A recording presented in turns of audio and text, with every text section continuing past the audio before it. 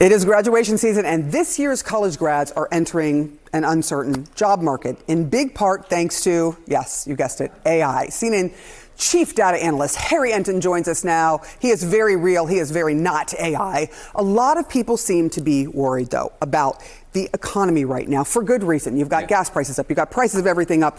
Inflation is going up.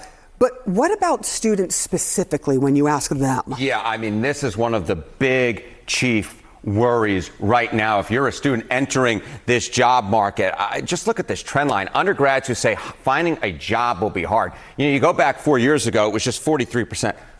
Unfortunately, that's up like a rocket right now. Look at the 70% of undergrads say that finding a job will, in fact, be difficult. No wonder that we have seen across those commencements a lot of worried students, Sarah Side. Yeah, the anxiety is real. I mean, me looking at that, I'm getting anxious, and I'm not in school. Like this is a real concern for students who are graduating. Young people really don't seem to like commencement speakers when it comes to AI.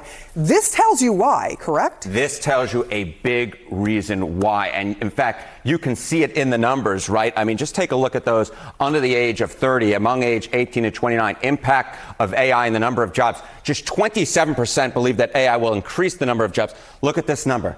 73%. 73% say, in fact, they believe that AI will decrease the number of jobs. This 73% looks an awful bit like this 70% on this side on this screen, right? So what you're seeing here is a lot of students are worried about the job market, and what you can connect the dots, which is what I like to do. A big reason why they are worried is because they believe that AI will in fact decrease the number of jobs, and that is why you see those undergraduates really not liking those commencement speakers speaking about AI, because they're worried for their livelihoods. Yeah, and it's not just decreasing the number of jobs. That's one thing, but well-paying jobs. Correct, the quality jobs, Sarah. So let me ask you about the overarching. How do Americans in general, not just the young, not just the graduates, feel about AI? Yeah, this is one of those things where you get the rare time in which Americans are really connecting on this issue, from the left to the right. I mean, say I will make it harder to get a good job. You see, among all adults, it's 63%.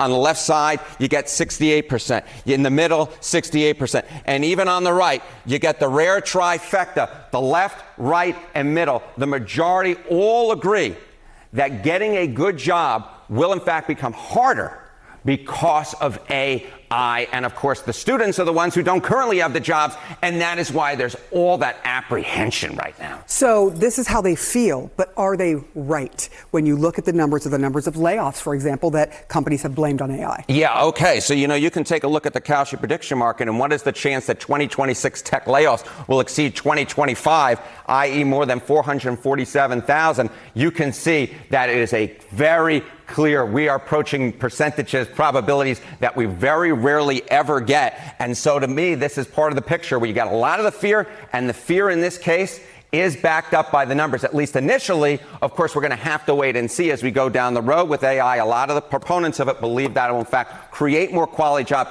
up the number of jobs, just different types of jobs. But at least in the immediacy, when it comes to tech layoffs, it looks like those are going to be higher than they were a year ago, at least for the people who are putting their money where their mouths are. Yeah, we're seeing, you know, companies dump large amounts of money into AI. That does not necessarily equate to more jobs or the jobs that they need. Correct. Thank you so much, Harry Enton. It is a pleasure to see you, darling. Happy Memorial Day weekend. To you too. We'll be right back. The Odds, brought to you by Kalshi Prediction Market.